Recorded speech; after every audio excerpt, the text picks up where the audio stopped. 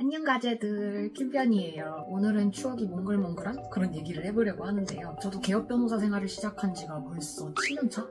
7년차가 됐는데요. 우리가 개업을 하게 되면 신경 쓸 일이 정말 어마어마하게 많죠. 그중 하나가 바로 자동차 문제일 거예요. 그래서 오늘은 옛 추억을 살려서 개업을 준비할 때 그리고 초창기 때 이렇게 했던 차에 관한 이런저런 고민과 얘기들을 한번 해보려고 해요. 우선 지역별로 좀 나눠볼 수가 있겠는데, 일단 서울 수도권에 계신 변호사님들 얘기를 들어보면 크게 차가 필요한 것 같지가 않아요. 일단 모든 법원을 다 지하철 통해서 갈 수가 있고, 오히려 차를 통해서 가는 것보다 지하철로 통해서 가는 게 더 빠르다라는 얘기도 하고, 헬 주차 구역이 있어요. 그래서 그런 법원들은 오히려 차를 가지고 가면 정말 난감한 그런 경우가 많다고 하더라고요. 그래서 서울권에 계신 분들은 차가 그렇게 필요하다고 하진 않더라고요. 근데 이제 또 저 같은 경우는 부산권, 그냥 부산, 울산, 경남 이 지역에 있다 보니까 이쪽 지역에서 개업을 하시거나 변호사 일을 하실 분들은 차가 웬만하면 필요할 것 같아요. 왜냐하면은 일단 모든 지하철이 법원 앞에 이렇게 딱 내려주질 않고요. 일단 부산 본원은 지하철역하고 가까워서 그렇게 움직여도 되겠지만 본원에만 재판이 있는 게 아니니까요. 서부 쪽, 그 다음에 동부 쪽 이렇게는 지하철로 가기가 너무 힘들어요. 부산 안에서만 또 있는 게 아니고 울산 재판도 가고 창원 재판도 가고 이렇게 조금 외곽으로 많이 나가다 보니까 웬만하면 자차를 가지고 있는 게 일할 때도 편리하고요. 그리고 또 개업을 준비하는 사람의 입장에서 또 어떤 차종에 관한 그런 또 고민을 많이 하게 되죠. 이제 차를 살 때쯤 되면은 주위에서 얘기를 많이 해요. 그걸 살 바에 조금 더 보태서 이거 산다. 좀만 더 보태서 이거 사지 차라리. 이렇게 하다가 이제 롤스로이스까지 가는 거예요. 못 사요. 당시에 또 이제 의뢰 왕왕 많이 듣는 얘기가 뭐냐면 변호사는 최소 그랜저 이상 벤츠 이상은 타야 되지 않냐 이런 말들이 좀 많이 있었어요. 근데 이상하게 저는 약간 저희 어떤 개똥 철학이 있어서 그런지 모르겠지만 그때는 더 반골 기질이 아주 심했거든요. 그래서 아니다.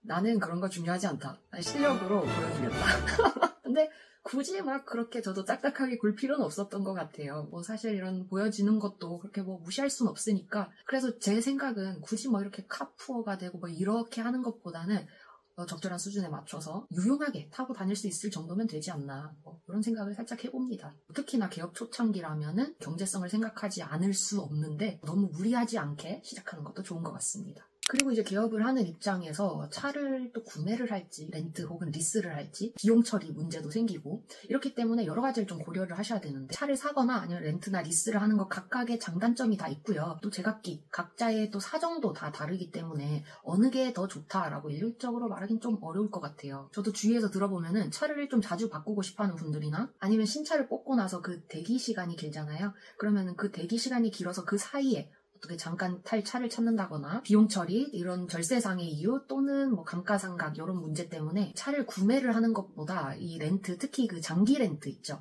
장기 렌트 쪽을 활용하시는 분도 많이 계신 것 같아요. 제 생각에도 개업 초기에는 렌트가 유리한 부분이 꽤 있는 것 같아요. 일단 차라는 것을 소유하게 되면 숨만 쉬어도 돈이 나가요.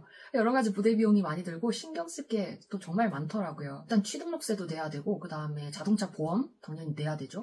그리고 유지 비용도 만만치가 않고요. 차량 점검하고 관리도 해야 되고요. 이런 부분들이 이제 개업을 하려는 입장에서는 크게 부담이 될 수가 있어요. 이럴 때 장기 렌트를 하게 되면은 확실히 초기 비용이나 유지 비용이 좀 덜 드는 장점이 있고요. 보통 관리 서비스도 다 포함되어 있으니까 신경 쓸 게 확실히 줄어든다라는 점에서 좀 유리한 점은 분명히 있지 않나 그렇게 생각이 듭니다. 신차를 구매할 때 법적으로 딱히 특별히 신경 써야 될 부분은 없는데요. 우리 중고차 거래도 많이 하잖아요. 중고차 거래할 때 특히 장기 렌트로 계약하는 경우에는 좀 유의하셔야 될 부분들이 있는데 말씀을 드리도록 할게요. 첫 번째, 보험 내용을 반드시 확인을 하셔야 돼요. 장기 렌트차에 어떤 보험 항목들이 얼마까지 보장되어 있는지 꼭 확인을 하셔야 됩니다. 대물, 대인은 무한으로 돼 있어야 되고요. 자차, 이런 것들이 다 보장되어 있는지 꼼꼼하게 확인을 하셔야 되고요. 더불어서 자차, 면책금의 한도도 반드시 체크를 하셔야 됩니다. 두 번째, 주행거리 제한을 반드시 확인하셔야 되는데요. 장기 렌트 계약은 연간 주행거리를 제한하는 조건들이 있어요. 그래서 이거를 초과하게 되면 이 초과 요금이 부과가 되거든요. 이 금액이 계산해보면 좀 상당히 클 수가 있기 때문에 사전에 미리 조금 여유 있게 주행거리를 설정하시는 게 좋아요. 세 번째,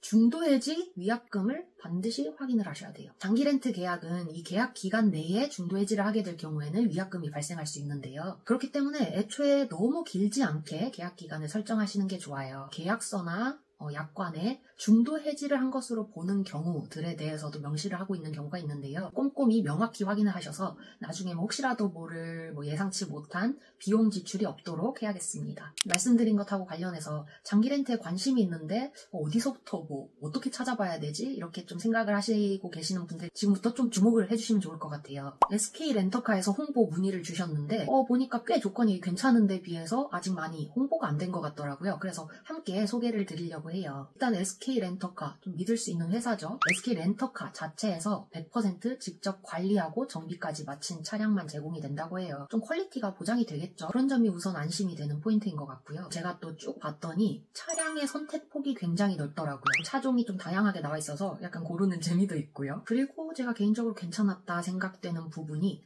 계약 기간이 그렇게 길지가 않아요. 12개월부터 6개월 간격으로 최대 36개월까지 그렇게 길지 않게 선택을 할 수 있는 부분이 또 괜찮았고요. 이용 중 한 달 이내 차량 결함이 발생 시 무상으로 대차 서비스 진행해주고 또 수리도 진행해주고요. 그리고 계약 기간 동안 연 1회 방문 점검도 무료라고 하네요. 그리고 요새는 되게 바쁘다 바빠 현대사회니까 또 가가지고 계약서 쓰고 이렇게 하면은 굉장히 또 번거롭잖아요. 근데 이 견적부터 계약까지 온라인으로 3분 만에 바쁘다 바빠 현대사회인들에게 굉장히 괜찮은 조건이 아닌가 싶습니다. SK 렌터카 관련해서 아래 더보기란에 링크 남겨둘 테니까요. 한번 들러보시고 한번 이것저것 구경도 해보시면 좋을 것 같아요. 오늘은 이렇게 차에 관한 다양한 얘기들을 나눠봤는데 개업 준비하시는, 개업을 생각하시는 분들 모두 사업 번창하시고요. 기사의 봉한 발전을 기원합니다.